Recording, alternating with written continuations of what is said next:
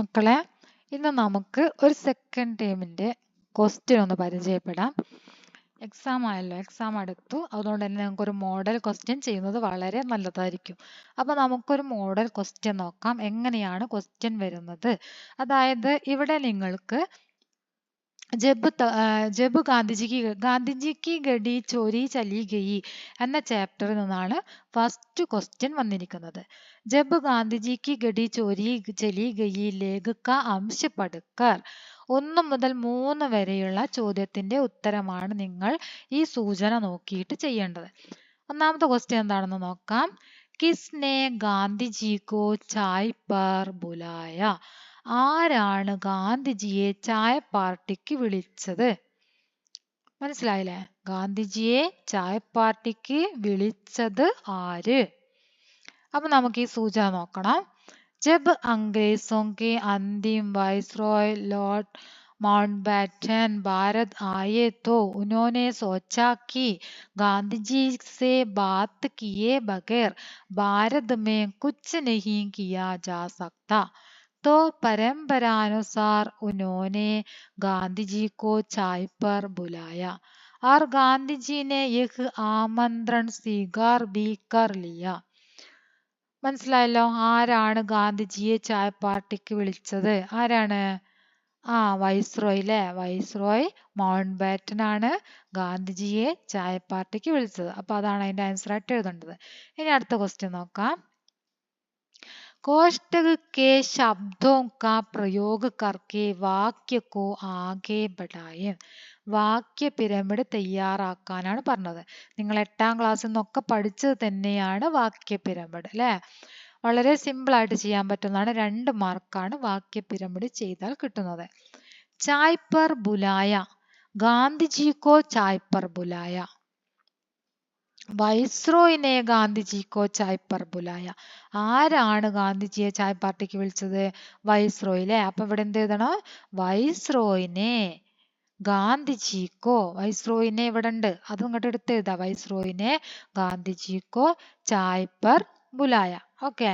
അടുത്തത് പരമ്പരാനുസാർ വൈസ്രോയിനെ ഗാന്ധിജിക്കോ ചായ് പർ ബുലായ.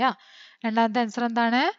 परंपरानुसार वाइसरॉय ने गांधी जी को चाय पर बुलाया. അപ്പൊ ഒന്നുകൂടെ പറയാ 2 സെന്റൻസും.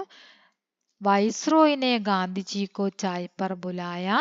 परंपरानुसार वाइसरॉय ने गांधी जी को चाय पर बुलाया. ഇനി അടുത്തത് മൂന്നാമത്തെ. लॉर्ड माउंटबेटन ने अपने घर आने का निमंत्रण देते हुए गांधी जी के नाम पत्र लिखा. वह पत्र तैयार करे. മൗണ്ട്ബാറ്റൻ ഗാന്ധിജിയെ ക്ഷണിച്ചുകൊണ്ട് കത്തെഴുതി. ഗാന്ധിജിയെ ചായ പാർട്ടിക്ക് ക്ഷണിച്ചുകൊണ്ടാണ് ആര് കത്തെഴുതിയിരിക്കുന്നത്? മൗണ്ട്ബാറ്റൻ കത്ത് എഴുതിയിരിക്കുന്നത്. അപ്പൊ ആ കത്ത് നിങ്ങളോട് തയ്യാറാക്കാനാണ് പറഞ്ഞിരിക്കുന്നത്. സങ്കല്പിച്ചെഴുതുക. കത്ത് എങ്ങനെയായിരിക്കും എഴുതിയതെന്ന് സങ്കല്പിച്ച് നമ്മൾ ഒരു കത്ത് എഴുതുക. ക്ഷണക്കത്താണ് എഴുതേണ്ടത്. നോക്കാം. ഇവിടെ എഴുതിയ മാതൃക നോക്കുക. സ്ഥാൻ താരിഖ്, നിങ്ങൾക്ക് അറിയാലോ സ്ഥാൻ താരിഖ് വേണം. പിന്നെ വൈസ്രോയ് ഗാന്ധിജിക്കാണ് കത്ത് എഴുതുന്നത് അല്ലെ? അപ്പൊ നമ്മളിവിടെ പഠിച്ചത് മിത്രത്തിന് എഴുതുവാൻ പ്രിയ മിത്ര എന്നൊക്കെയാണ് നമ്മൾ എഴുതി പഠിച്ചത്. അപ്പൊ ഇത് വൈസ്രോയ് ഗാന്ധിജിക്ക് എഴുതുന്നതായത് കൊണ്ട് മാന്യവർ എന്നാണ് കൊടുക്കുക. Manyavar. May viceroy mount batten ഹൂം. ഞാൻ വൈസ്രോയ് മൗണ്ട് ബാറ്റൻ ആണ്. അഗലാ രവിവാർ, അടുത്ത ഞായറാഴ്ച. സിതംബർ 25 ഇവിടെ ഡേറ്റ് കൊടുത്തത്. ഡിസംബർ 25. നിങ്ങൾക്ക് ഏതെങ്കിലും ഒരു ഡേറ്റ് കൊടുക്കാം കേട്ടോ. അഗലാ രവിവാർ, അടുത്ത ഞായറാഴ്ച. മേരാ ഘർ മേൽ ചായ പാർട്ടി ഹേ.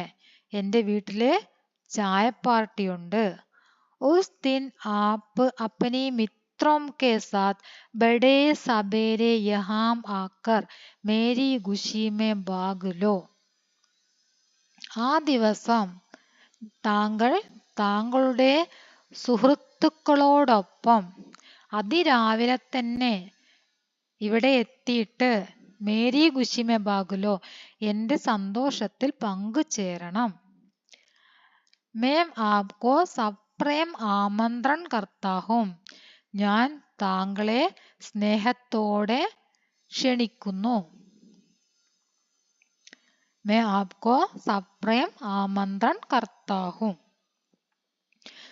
मैं आपको സപ്രേം എന്നുള്ളടത്ത് വിനയപൂർവക വിനയത്തോടു കൂടി ആമന്ത്രൺ കർത്താഹും എന്ന് എഴുതാട്ടോ. മനസ്സിലായല്ലോ? ഒന്നുകൂടെ വായിക്കാം. मैं वाइसरॉय माउंटबेटन हूँ. अगला रविवार मेरा घर में चाय पार्टी है. उस दिन आप अपने मित्रों के साथ बड़े सवेरे यहाँ आकर मेरी खुशी में भाग लो. मैं आपको सप्रेम आमंत्रण करता हूँ. സേവാമേം നാം പദ നമ്മൾ പഠിച്ചല്ലേ? സേവാമേം നാം പദയാണ്. അപ്പൊ സേവാമേം എഴുതാ. ഗാന്ധിജി ഗുജറാത്ത് സ്ഥലത്തിന്റെ പേര് എഴുതി. സേവാമേം എഴുതണം. ഗാന്ധിജി പിന്നെ സ്ഥലത്തിന്റെ പേര്, അതാണ് അതിന്റെ അഡ്രസ്സായിട്ട് വരുന്നത്. പിന്നെ ആപ്ക വൈസ്രോയ്, താങ്കളുടെ വൈസ്രോയ്. പിന്നെ ഇവിടെ ഹസ്താക്ഷരം കൊടുക്കാം അല്ലെ? ഹസ്താക്ഷരം കൂടെ കൊടുക്കാം. അപ്പൊ നമ്മുടെ കത്തിന്റെ മാതൃകയായി. ഓക്കെ, വളരെ ചെറുതായിട്ട് വളരെ സിമ്പിൾ ആയിട്ടാണ് തന്നത്. കുറച്ച് സെന്റൻസേ തന്നിട്ടുള്ളൂ. അപ്പൊ ഒന്ന് നോക്കിയിട്ട് മനസ്സിലാക്കി വെക്കാം. അടുത്ത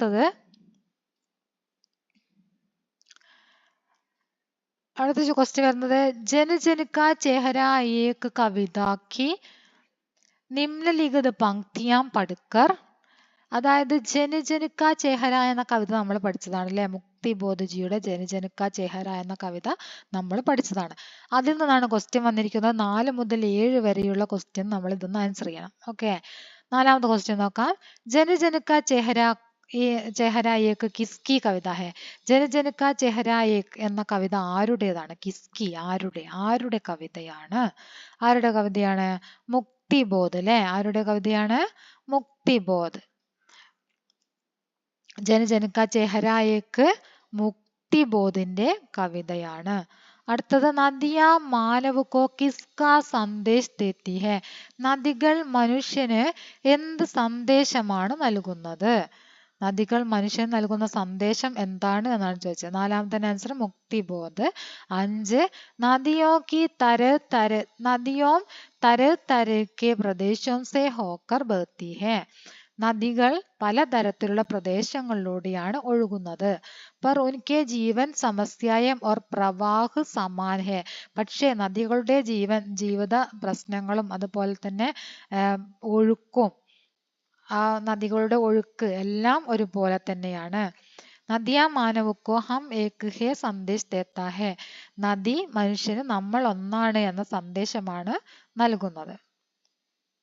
ഇനി 6ാമത്തെ നോക്കാം. കവിത കെ ആധാർ പർ സഹി മിലാൻ കർക്കെ ലിഖേ. 6ാമത്തത് സഹി മിലാൻ ചെയ്യാനാണ്.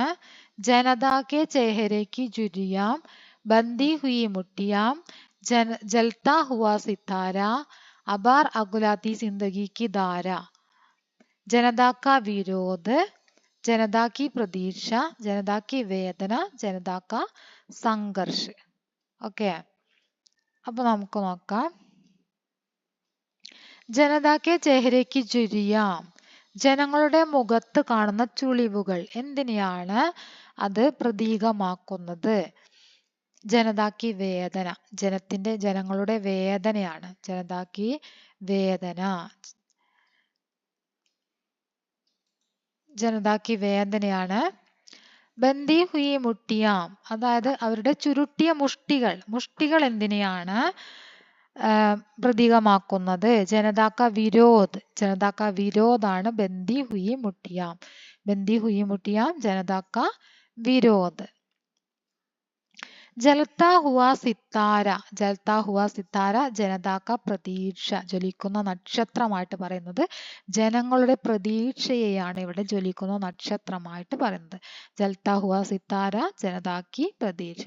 അബാർ അകുലാത്തി ജിന്ദഗി കി ധാര ജനതാക്ക സംഘർഷ്. അബാർ അകുലാത്തി ജിന്ദഗി കി ധാര ജനതാക്ക സംഘർഷ്. അടുത്ത ക്വസ്റ്റ്യൻ കവിതയുടെ ആശയം എഴുതാനാണ്. കവിതാക്ക ആശയ ലിഖിൻ, കവിതയുടെ ആശയം നേരത്തെ ഒരു വീഡിയോ ചെയ്തതാണ്, അത് നോക്കിയിട്ട് പഠിക്കാം. ഓക്കെ, നമ്മൾ ജന കാ ചെഹര ഏക് എന്ന കവിതയുടെ അന്നത്തെ ടെക്സ്റ്റ് ബുക്ക് ആക്ടിവിറ്റി ചെയ്യുമ്പോൾ അതിലുണ്ട് കവിതയുടെ ആശയം. ഇനി ബാക്കി 8ാമത്തെ ക്വസ്റ്റ്യൻ എന്താണ് വന്നത് നോക്കാം. ഉനിക്കിമേ നിഹിത സർവനാമാണ് ചോദിച്ചിരിക്കുന്നത്. ഉനിക്കി എന്നതിലെ സർവനാമം ഏതാണ്? വേ. ഉനിക്കി എന്നതിലെ സർവനാമം ഏതാണ്? വേ. ഇനി നമുക്ക് 9ാമത്തെ ക്വസ്റ്റ്യൻ നോക്കാം. പെലേക്ക് മൃത്യു കബ് ഹുയി. പെലെയുടെ മരണം എന്നാണ് പെലെ മരിച്ചത് എന്നാണ് ക്വസ്റ്റ്യൻ. 29 ഡിസംബർ 2022. 82 വയസ്സാവുന്ന സമയത്താണ് അദ്ദേഹം മരിച്ചത്.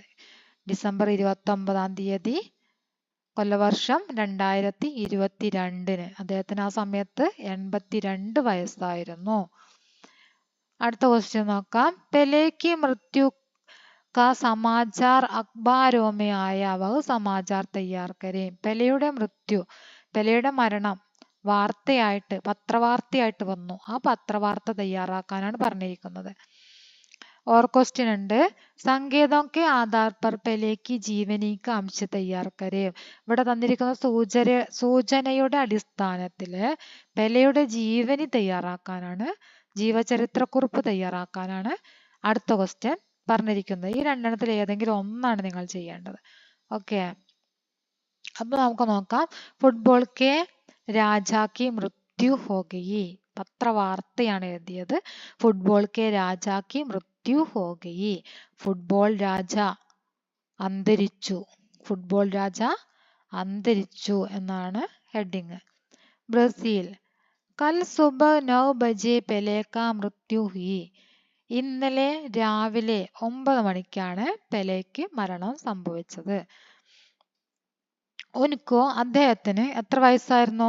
82 വയസ്സായിരുന്നു. ഇത് നിങ്ങൾക്ക് എപ്പോഴാണ് മരിച്ചതെന്ന് കൃത്യസമയം അറിയില്ലെങ്കിൽ സങ്കല്പിച്ച് എഴുതിയാൽ മതി. ഏത് സമയത്താണ് എന്നുള്ള വർഷം ശരിക്കും എഴുതുക. അദ്ദേഹം മരിച്ചത് ഏത് സമയത്താണ്, ഇന്നലെ എന്ന സമയത്ത് മരിച്ചു എന്നതിൽ തെറ്റുണ്ടെങ്കിലും കുഴപ്പമില്ല. അത് ആ കൃത്യസമയം ആവണം എന്നില്ല. ഓക്കെ.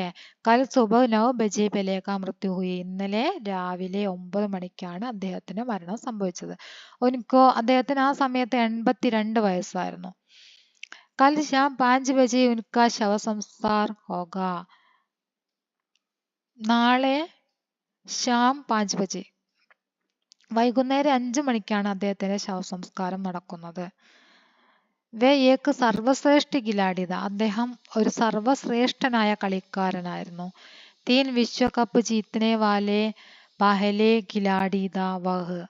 3 വിശ്വകപ്പ് നേടിയ ആദ്യ കളിക്കാരനായിരുന്നു അദ്ദേഹം. ഫുട്ബോൾ പ്രേമിയോ കെ ലിയെ യഹ് ഏക് ബഡി നഷ്ട ഹെ. ഫുട്ബോൾ പ്രേമികൾക്ക് ഇതൊരു തീരാ നഷ്ടം തന്നെയാണ്. അത്രയും ചുരുങ്ങിയ സെന്റൻസ് ആയിട്ടാണ് നമ്മളിവിടെ പത്രവാർത്ത തയ്യാറാക്കിയിരിക്കുന്നത്. അതിൽ നിങ്ങൾക്ക് ഇവിടെ സൂചന തന്നിട്ടുണ്ട്. ഇത്രയും പഠിച്ചതിന് ശേഷം നിങ്ങൾക്ക് തന്നിരിക്കുന്ന സൂചനയിൽ നിന്നുകൂടി നിങ്ങൾക്ക് അതിലേക്ക് 1-2 സെന്റൻസ് കൂടെ ചേർത്ത് എഴുതാം. ഓക്കെ, ഇവിടെ സൂചന തന്നിരിക്കുന്ന കണ്ടില്ലേ? സങ്കേതം കെ ആധാർ पर पेले की जीवनी का अंश तैयार करें. അതിന്റെ മുകളിലാണ് സമാചാർ അഖ്ബാരോമേ ആയ സമാചാർ തയ്യാർ കരേം പറഞ്ഞത്. അതിനുള്ള സൂചനയാണ് താഴെ തന്നത്. മഹാൻ ഫുട്ബോൾ ഖിലാഡി. നിങ്ങൾ സൂചന ശരിക്കും നോക്കണം. എല്ലാവരും എന്ത് ചെയ്യണം? നിങ്ങൾക്ക് എല്ലാ ക്വസ്റ്റ്യനിലും തരും സൂചന. ഈ സൂചന നിങ്ങൾ ശരിക്കും വായിച്ചു കഴിഞ്ഞാൽ തന്നെ എന്താണ് നിങ്ങൾക്ക് അതിനുള്ള ആൻസർ എഴുതാൻ പറ്റും. സൂചന, സോറി, ഇതാണ് അതിന്റെ സൂചന. സങ്കേതം കെ ആധാർ पर പെലെ की ജീവനി. ഇതാണ് അതിന്റെ സൂചന കേട്ടോ. പെലെയുടെ സൂചന വരുന്നത് ഇതാണ്. മഹാൻ ഫുട്ബോൾ ഖിലാഡി ജന്മം തന്നിട്ടുണ്ട്. ബ്രസീൽ കെ ട്രസ് കൊരാക്കോസ് മേ പിതാവിന്റെ പേര്, മാതാവിന്റെ പേര്. അപ്പൊ നമുക്ക് ആ വാർത്തയിൽ ലാസ്റ്റ് ഇതൊക്കെ കൊടുക്കാൻ പറ്റും. അദ്ദേഹത്തിന്റെ പിതാവ്, മാതാവ്, അദ്ദേഹത്തിന് ആരൊക്കെയാണുള്ളത് എന്നുള്ളത് നമ്മൾ കൊടുക്കുമല്ലോ വാർത്തയിൽ. അപ്പൊ ഇതും കൂടെ നിങ്ങൾക്ക് എന്ത് ചെയ്യാം? ആ മരണവാർത്ത നമ്മൾ ഉണ്ടാക്കിയ ആ വാർത്തയിലേക്ക് ഇതും കൂടെ നമുക്ക് യോജിപ്പിച്ച് എഴുതാം. ഓക്കെ, അപ്പൊ നിങ്ങൾ തീർച്ചയായും ചെയ്യേണ്ട കാര്യം നിങ്ങൾക്ക് തന്നിരിക്കുന്ന സൂചന നിർബന്ധമായിട്ട് നോക്കുക. അപ്പൊ അന്ന് തന്നെ നിങ്ങൾക്ക് ആൻസർ കണ്ടെത്താൻ പറ്റും. ഇനി അടുത്ത ക്വസ്റ്റ്യൻ 11ാമത്തെയാണ്. മൃത്യു കാ സമാനാർത്ഥി ശബ്ദ്. മൃത്യു, മരണം എന്നതിന്റെ സമാനാർത്ഥമുള്ള ശബ്ദം ഏതാണ്? മൗത്താണ്. മൗത്ത് പറഞ്ഞ മരണം, മൗത്ത്. യുദ്ധമേ ക്യാ ക്യാ നാശ ഹുയേ, യുദ്ധത്തിൽ എന്തൊക്കെ നാശനഷ്ടങ്ങളാണ് ഉണ്ടായത്. നമ്മൾ വേറൊരു ചാപ്റ്റർ പഠിച്ച് ഗർ പേട് ഓർ താരേ കി യാദ്, അതിലാണ് യുദ്ധത്തിൽ എന്തൊക്കെ നാശനഷ്ടങ്ങളാണ് ഉണ്ടായതെന്ന് പറയുന്നത്. നിങ്ങൾക്ക് ഇവിടെ തന്നിരിക്കുന്ന സൂചന ശരിക്കും നോക്കുക. ഇതാണ് രണ്ടാമത്തെ സൂചന, ഗർ പേട് താരേ കി യാദിലെ സൂചനയാണിത്. ഇതിലാണ് എന്തുള്ളത്, എന്തൊക്കെ നഷ്ടങ്ങളാണ് ഉണ്ടായതെന്നുള്ളത്. ആ നഷ്ടങ്ങൾ ഇത് അവിടെ പറയുന്നത്. ഷഹരോं को जला दिया, കണ്ടോ, ഷഹരോं को जला दिया गया, फसलें नष्ट हो गई, हजारों लोग मारे गए, हजारों मौतों के बाद बीमारियां फैल गई. കണ്ടോ, हजारों मौतों के बाद ബീമാരിയാ ഫൈൽ ഗയി. അപ്പൊ നമുക്ക് ഇതിന്റെ ഉത്തരവും കിട്ടി ഇവിടെ, മൗത്ത്. ഈ മൗത്ത് എന്നുള്ളത് നമുക്ക് ഈ പാരഗ്രാഫിൽ നിന്ന് കിട്ടിയില്ലേ. അത് നിങ്ങൾ ഈ പാരഗ്രാഫ് ശരിക്കും നോക്കിയാൽ തന്നെ ഏകദേശം ആൻസർ ഒക്കെ നിങ്ങൾക്ക് കണ്ടെത്താൻ പറ്റും. ഓക്കെ, ഇനി യുദ്ധവിനാശകാരി ഹേ എന്ന സന്ദേശം നൽകുന്ന പോസ്റ്റർ തയ്യാറാക്കാനാണ് പറഞ്ഞിരിക്കുന്നത്. യുദ്ധവിനാശകാരി ഹേ എന്ന പോസ്റ്റർ. യുദ്ധ ചോടോ ജാൻ ബച്ചാവോ, നിങ്ങൾ ബോക്സ് വരച്ചിട്ട് പിക്ചർ വരച്ചിട്ട് ചെയ്യാം. ഓക്കെ, ബോക്സ് വരയ്ക്കണം, അതിൽ എന്ത് വേണം, പിക്ചറും കൂടെ വേണം, ഒരു പിക്ചറും പിന്നെ അതുപോലെ തന്നെ ബോക്സ് വരച്ചിട്ട് നിങ്ങൾ ഈ സെന്റൻസ് എഴുതിയാൽ മതി. മനസ്സിലായോ?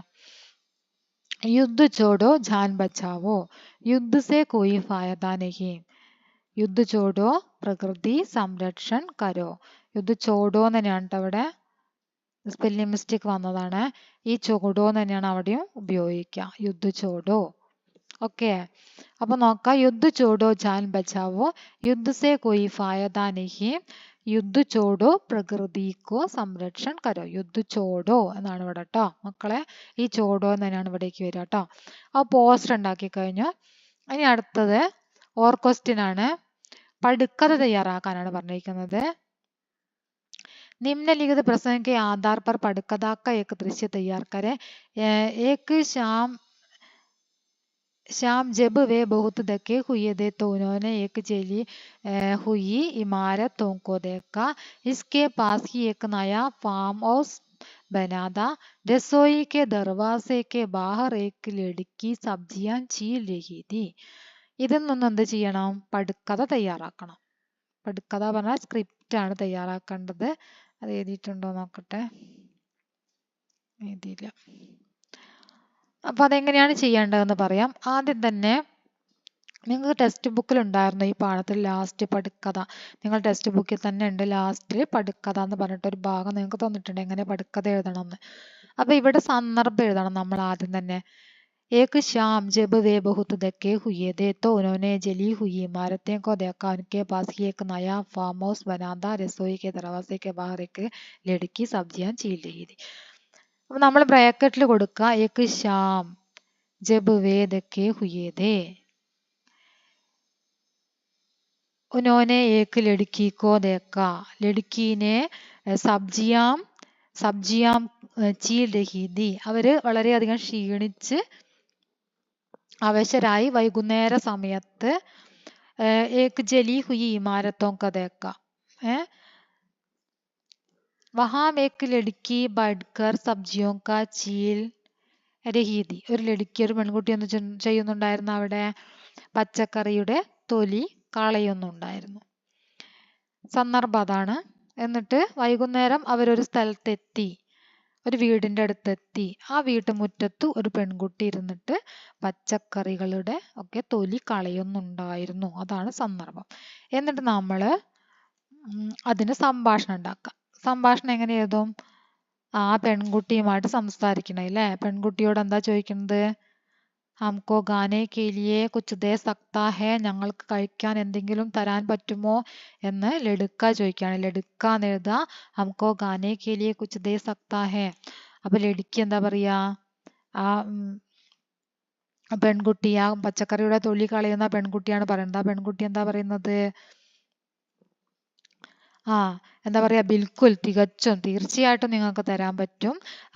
ഗർക്കെ അന്തർ അല്ലെങ്കിൽ രസോയിമേ, അടുക്കളയിൽ ആരുണ്ട്, രസോയിമേ മാം ഹേ, മാംസേ പൂച്ചോ, അത് അടുക്കളയിൽ അമ്മയുണ്ട്, അമ്മയോട് ചോദിക്കൂ എന്ന് പറയാണ്. അപ്പം ലടുക്ക